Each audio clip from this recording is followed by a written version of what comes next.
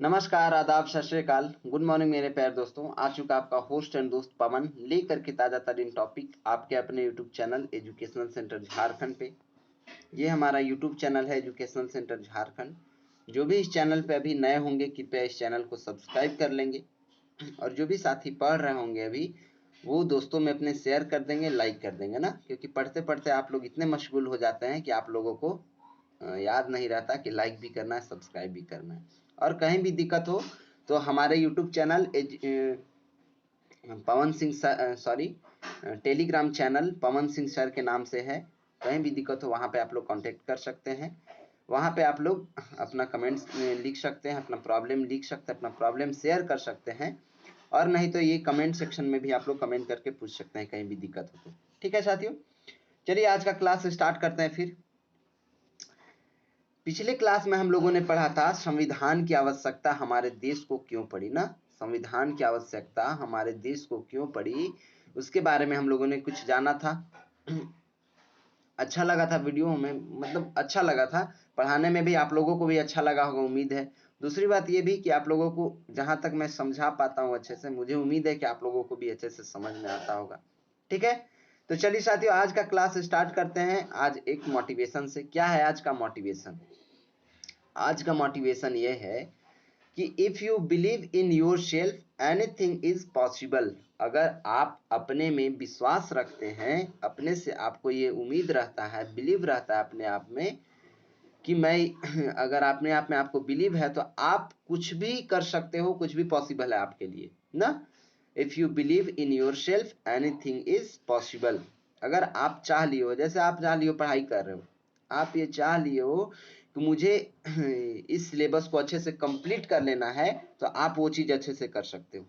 अगर आप चाह लिए हो कि मुझे पढ़ाई करके एक ऑफिसर बनना है, मुझे पढ़ाई करके एक आईएएस बनना है, मुझे एक डीएम बनना है, मुझे एक इंजीनियर बनना है, मुझे एक डॉक्टर बनना है ना, या मुझे एक पायलट बनना है, अगर आप जो चाह लिए हो, अपने आप में आपको विश्वास है कि मैं ये कर सकता हूं, तो आप वो यकीन मानिए कि जरूर कर सकते हो। ठीक है, कुछ भी पॉसिबल है आपके लिए ना। चलिए साथियों, तो आज का क्लास स्टार्ट करते हैं। फिर इस तरह से आप अपने लाइफ में इस मोटिवेशन को उतार सकते हैं। चलिए आज का क्लास हम लोगों का है हमारा संविधान, जो हमने पिछले क्लास में पढ़ा था। उसके बाद पढ़ा क्या, संविधान की आवश्यकता हमारे देश को क्यों पड़ी, संविधान की आवश्यकता क्यों। उसके बाद हम लोगों ने पढ़ा प्रस्तावना के बारे में। अब हम लोग आज पढ़ेंगे संविधान निर्माण की कहानी क्या है ना। संविधान निर्माण में कितने लोग थे, संविधान निर्माण में किस तरह का जो है संसदीय बैठक हुआ, किस तरह का संविधान सभा बना ना, किस तरह का संसद का केंद्रीय कक्ष बना, संविधान निर्माण में कौन कौन से स्वतंत्रता सेनानी थे, कौन कौन से लोग थे, सभी लोगों के बारे में आज हम लोग जानेंगे और पूरा मतलब संविधान निर्माण की पूरा कहानी जानेंगे ना। चलिए साथियों, तो शुरू करते हैं आज का क्लास। हम लोग संविधान निर्माण की कहानी पढ़ने को तैयार हो जाइए। पेन पेपर हाथ में, पॉलिटी बुक अपने साथ में लेकर के बैठ जाइए और हो जाइए पढ़ने को तैयार। चलिए, क्या है कि हमारा देश जो है साथी वो 15 अगस्त 1947 को आजाद हुआ। कब हुआ हमारा देश की आजादी, कब हुई हमारे देश की? 15 अगस्त 1947 को ना। वर्षों की गुलामी के बाद आजाद भारत के शासन व्यवस्था को सुचारू रूप से चलाने के लिए जरूरी था कि देश के सभी नागरिकों द्वारा स्वीकृत एक संविधान हो ना। जब वर्षों की गुलामी खत्म हुई, वर्षों की गुलामी के बाद जब आजादी हम लोगों को मिला, तो सभी नागरिकों के द्वारा जो है सो यह विचार किया गया, यह स्वीकृत किया गया कि संविधान हमारे देश में भी लागू हो, हमारे देश के लिए भी एक संविधान बने, संविधान हो ना। हमारे देश के संविधान निर्माण की शुरुआत आजादी के लड़ाई के साथ ही शुरू हो गई थी। जब सभी लोग लड़ाई लड़ रहे थे संविधान देश की आजादी के लिए, तो उसी समय से संविधान निर्माण की शुरुआत हो चुकी थी, उसी समय से संविधान निर्माण की तैयारी हो रही थी ना। कैबिनेट मिशन योजना की शुरुआत जुलाई 1946 में संविधान सभा के चुनाव हुए। देखिए, कैबिनेट मिशन योजना के लिए अनुसार जो है साथियों, हमारा संविधान सभा का चुनाव कब हुआ? 1946 में। इंपॉर्टेंट पॉइंट है, नोट करते चलिएगा आप लोग अपने कॉपी में कि संविधान सभा का चुनाव जो है 1947 में किसके द्वारा हुआ? कैबिनेट मिशन योजना के अनुसार हुआ ना। निर्वाचन के लिए निम्न तथ्यों का ध्यान रखा गया, यानी चुनाव के लिए जो है साथियों वो निम्न तथ्यों का ध्यान रखा गया। वो तथ्य कौन कौन से हैं वो मैं अभी आप लोगों को बताता हूं। पहला तथ्य था प्रत्येक 10 लाख व्यक्ति 10 लाख जनसंख्या, ध्यान से सुनिएगा, नोट करते चलिएगा, इंपॉर्टेंट पॉइंट है, प्रत्येक 10 लाख जनसंख्या पर एक प्रतिनिधि हो।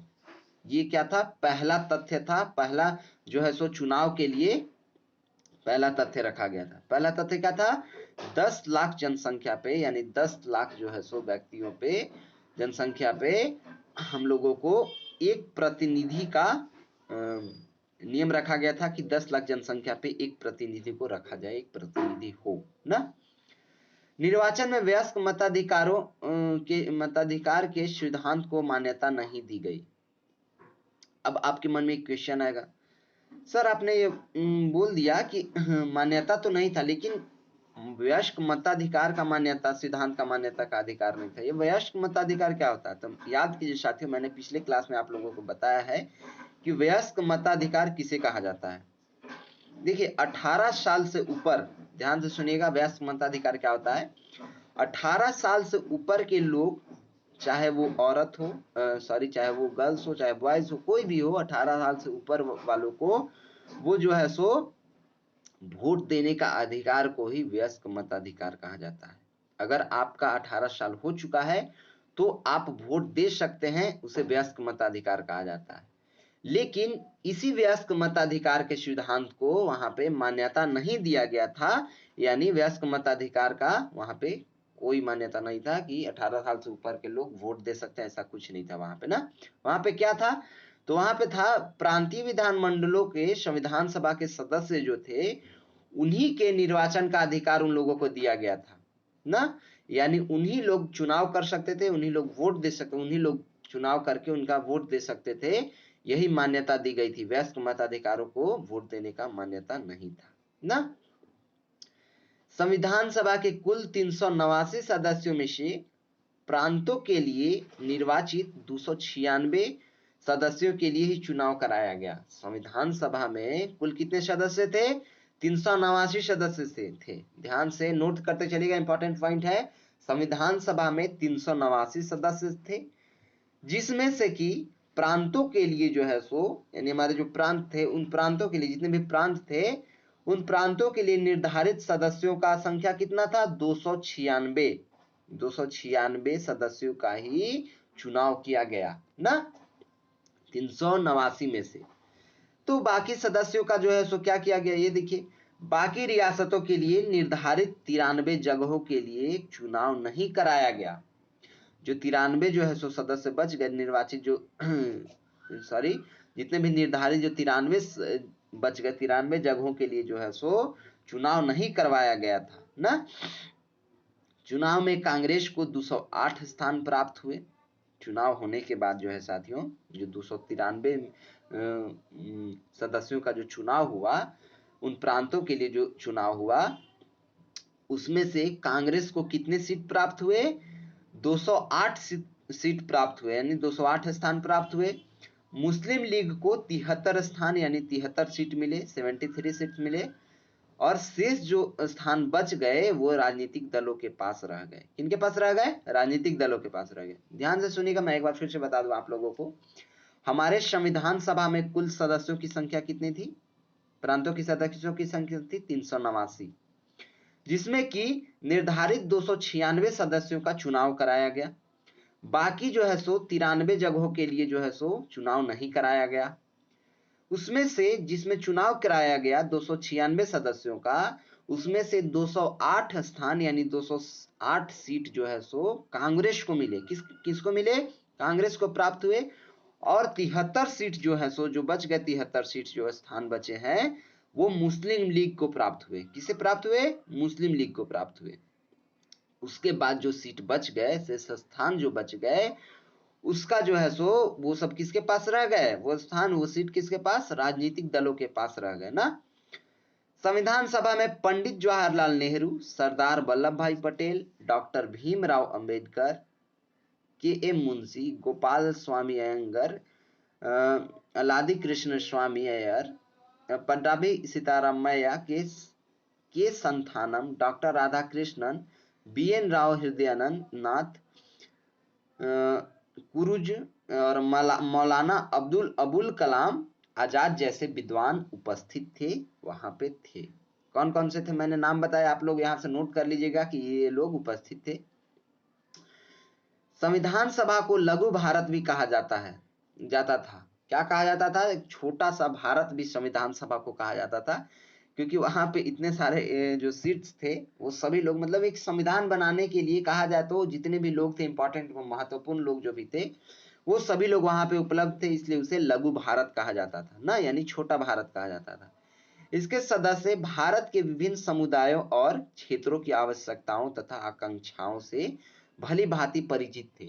संविधान सभा में जितने सदस्य थे वो सभी समुदाय के, बहुत सारे विभिन्न समुदाय के, बहुत सारे आवश्यकताओं तथा आकांक्षाओं से जितने भी लोग थे वो सभी भली भांति परिचित थे, सभी एकदम जान परिचय, मतलब जानते थे सभी चीज ना। उससे पहले मैं छोटा सा एक और चीज बता दूं साथियों कि संविधान सभा में महिला सदस्यों को भी शामिल किया गया था। किसको किया गया था? महिला सदस्यों को भी संविधान सभा में शामिल किया गया था, जिनकी संख्या कुल 15 थी। कितने लोग थे? महिला कितने थे? 15 लोग थे। 15 महिलाओं को भी संविधान सभा में शामिल किया गया था। वो कौन कौन थे जरा वो भी मैं आप लोगों को बता दूं ना, थोड़ा ध्यान से देख लीजिए और आप लोग नोट भी कर लीजिए। पहले सदस्य का नाम था, जो महिला सदस्य थी उनका नाम था सरोजनी नायडू। कौन थी? सरोजनी नायडू। दूसरे का नाम था विजया लक्ष्मी पंडित। तीसरे का नाम था सुचेता कुलपानी। चौथे का नाम था जी दुर्गाबाई।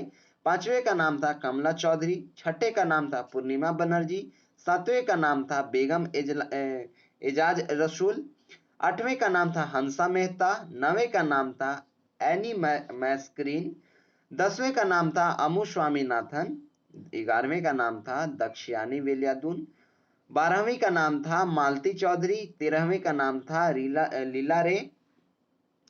14वें का नाम था राजकुमारी अमृत कौर। और 15वें जो थी महिला जो संविधान सभा में सदस्य के रूप में थी, उनका नाम था रेणुका राय। ये 15 जो है सो महिला सदस्य थे।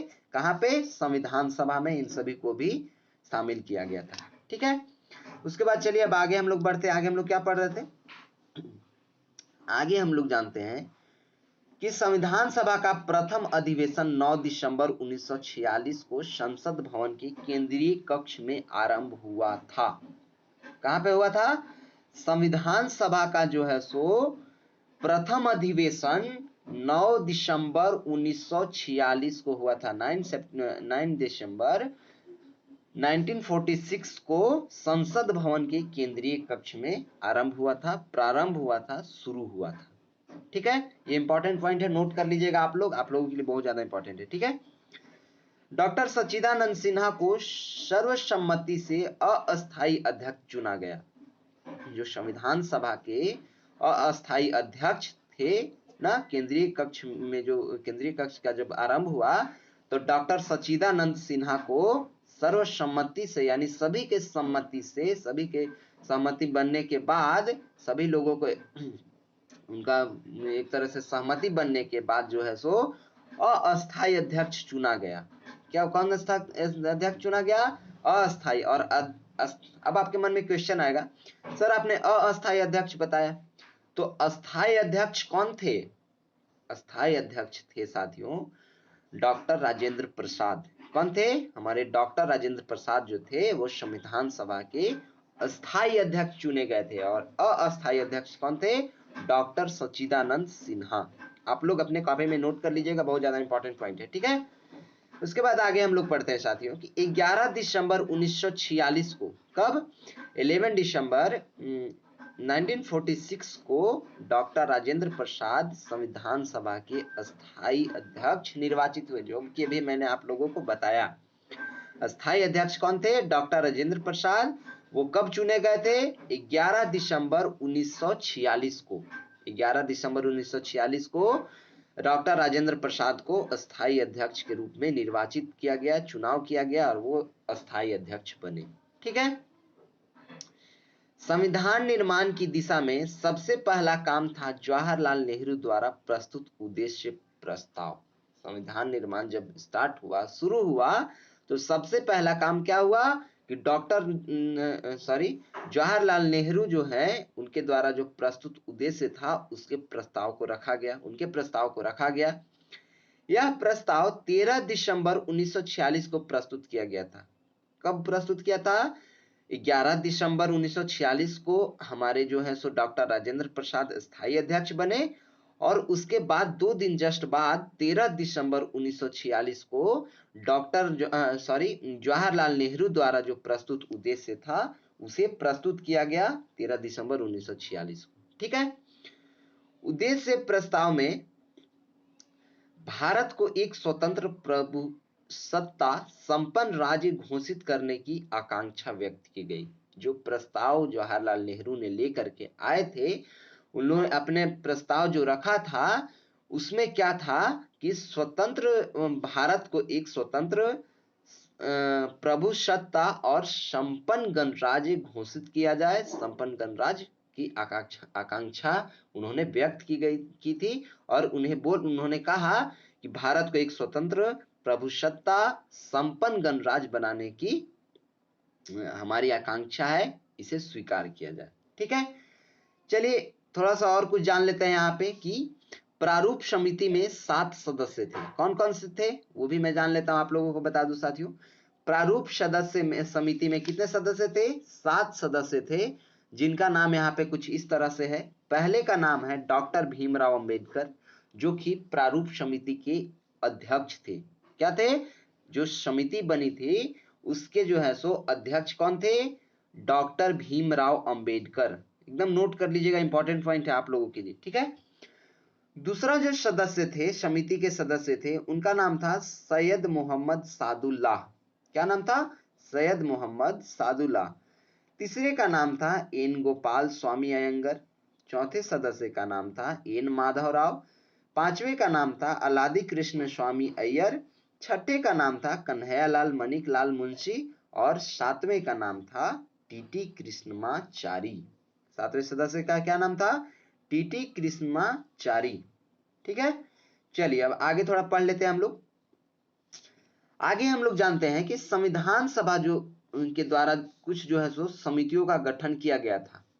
क्या किया गया था? संविधान सभा के द्वारा साथियों जो कुछ समिति का भी कुछ गठन किया गया था। 19 अगस्त 1947 को संविधान सभा ने प्रारूप समिति की नियुक्ति की। प्रारूप समिति जो अभी मैंने आप लोगों को बताया साथियों, जिसमें कि 7 सदस्य थे। कौन कौन से सदस्य थे वो भी मैंने आप लोगों को बताया। ये 7 सदस्य जो प्रारूप समिति बना था, वो कब इसका गठन हुआ था? 29 अगस्त 1947 को। कब हुआ था? 29 अगस्त 1947 को संविधान सभा ने क्या किया? प्रारूप समिति की नियुक्ति कर दी। नियुक्ति हुई उस दिन ना। डॉक्टर अंबेडकर इस समिति के अध्यक्ष बने, जो कि मैंने आपको अभी बताया पिछले कुछ देर पहले। प्रारूप समिति के जो अध्यक्ष कौन थे? डॉक्टर भीमराव अंबेडकर। इन्होंने विश्व के अनेक देशों के संविधानों का अध्ययन कर उनकी अच्छी बातों को संविधान सभा में शामिल करने का पर बल दिया। डॉक्टर भीमराव अंबेडकर जो थे साथियों, वो प्रारूप समिति के जो है सो अध्यक्ष थे। उन्होंने क्या किया कि जितने भी देश हैं, बहुत सारे देशों का जो है सो संविधान को अध्ययन किया। पहले अपने पढ़ा, अच्छे से उनकी बातों को समझा, और उनमें जो अच्छी अच्छी बातें थी वो अपने संविधान में शामिल करने पर बल दिया, शामिल करने का प्रयास किया। ठीक है। प्रारूप समिति के अध्यक्ष के रूप में संविधान निर्माण में डॉक्टर अंबेडकर की महत्वपूर्ण भूमिका रही। प्रारूप समिति के जो अध्यक्ष थे हमारे डॉक्टर भीमराव अंबेडकर साहब, उनका जो है सो महत्वपूर्ण भूमिका रहा इस संविधान सभा में, संविधान निर्माण के लिए। ठीक है। इसी कारण उन्हें भारतीय संविधान का जनक कहा जाता है। भारतीय संविधान का जनक जो है सो भीमराव अंबेडकर को ही कहा जाता है ना। संविधान सभा के द्वारा भारतीय संविधान को 26 नवंबर 1949 को स्वीकृत किया गया तथा यह 26 जनवरी 1950 को पूरे देश में लागू हुआ। संविधान सभा जो है साथियों 26 नवंबर 1949 को बना। कब बना? 26 नवंबर 1949 को बन गया। संविधान जो है सो बन गया, भारतीय संविधान बन गया। 26 नवंबर 1949 को जो है सो भारतीय संविधान सभा के द्वारा क्या किया गया, भारतीय संविधान को स्वीकृत किया गया यानी तैयार किया गया। ध्यान से सुनिएगा, नोट कर लीजिएगा। और यह जो है सो लागू कब हुआ, 26 जनवरी 1950 को पूरे देश में इस संविधान को लागू कर दिया गया। ठीक है। संपूर्ण संविधान निर्माण में कितने समय लगे, तो संपूर्ण पूरा जब संविधान बनने में समय लगा 2 वर्ष 11 महीने और 18 दिन का समय लगा। कितने लगा, 2 साल 11 महीना 18 दिन का समय पूरी संविधान को निर्माण करने में, संविधान बनाने में समय लगा था। मूल संविधान में 395 अनुच्छेद और 8 अनुसूचियां थी। जो संविधान बना उसमें 395 अनुच्छेद यानी 395 आर्टिकल्स थे और 5 अनुसूचियां थी। ठीक है। हमारा संविधान समय के अनुरूप परिवर्तित होता रहा है। जैसे जैसे समय बदलता गया, समय जैसे जैसे चेंज होते गया, टाइम जिस तरह से बदलते गया, चेंज होते गया, उसी अनुसार जो है सो हमारा संविधान का अनुरूप बदलते गया है ना, बदलते रहा है। एक अच्छे संविधान की सारी विशेषताएं हमारे संविधान में मौजूद हैं। हमारे संविधान में जो है साथियों, एक अच्छे संविधान की सारी विशेषताएं हैं। मतलब हमको भी यही लगता है और पूरे देशवासी को भी यही लगता है कि हमारा भारत का संविधान जो है सो पूरे वर्ल्ड में सबसे बेस्ट है। हम लोग ऐसा मानते हैं। ठीक है। अब और लोगों की भी यही चाह रही होगी कि जो दूसरे देश के संविधान है, उन लोगों तो भी अपने संविधान को ऐसा ही मानते होंगे कि जो भी हमारा संविधान है वो जो है सो पूरे वर्ल्ड में बेस्ट है। तो सबका अपना अपना राय है, उसमें सबका अपना अपना बात है। ठीक है। 8वीं कक्षा में आप भारतीय संविधान की विशेषताओं के बारे में विस्तार से जानकारी प्राप्त करेंगे। जो भी 8वीं कक्षा, जो अभी मैं संविधान ही पढ़ा रहा हूँ, कॉन्स्टिट्यूशन ही पढ़ा रहा हूँ, क्लास 8 का जो अभी क्लास चल रहा है, चैप्टर नंबर 1, उसका नाम क्या है, कॉन्स्टिट्यूशन यानी संविधान, उसको ही मैं पढ़ा रहा हूँ। उसमें एकदम डीपली तरीका से जानना है, उसे भी आप लोग इस वीडियो को भी देख सकते हैं, पढ़ सकते हैं। ठीक है। उसके बाद संविधान के द्वारा भारत को गणतंत्र घोषित किया गया। संविधान की मदद से, संविधान के द्वारा जो है सो भारत को क्या किया गया, गणतंत्र यानी आजादी का जो है सो गणतंत्र घोषित किया गया। भारत का राष्ट्रपति देश का संवैधानिक प्रधान होता है। देश का प्रधान संविधान के तरह से, संविधान के मायने से देखा जाए, नजरिए से देखा जाए तो भारत का जो है सो प्रधान कौन होता है, भारत का राष्ट्रपति। राष्ट्रपति को उसके दायित्वों के निर्वहन की सहायता एवं मंत्रणा देने के लिए प्रधानमंत्री की अध्यक्षता में एक मंत्रिपरिषद की व्यवस्था की गई है। राष्ट्रपति को जो है सो उसके दायित्वों को निर्वहन करने में सहायता मिले और उसके मंत्रण देने के लिए, उसको सहायता देने के लिए जो है सो प्रधानमंत्री की भी अध्यक्षता में एक मंत्रिपरिषद की व्यवस्था की गई है, लाई गई है इस व्यवस्था को ना। डॉक्टर राजेंद्र प्रसाद देश के प्रथम राष्ट्रपति तथा पंडित जवाहरलाल नेहरू प्रथम प्रधानमंत्री बने। हमारे देश के प्रथम राष्ट्रपति कौन बने, डॉक्टर राजेंद्र प्रसाद, और प्रथम प्रधानमंत्री जो है सो जवाहरलाल नेहरू बने थे। ठीक है। चलिए साथियों, तो आज का ये चैप्टर हुआ आपका खत्म, समाप्त।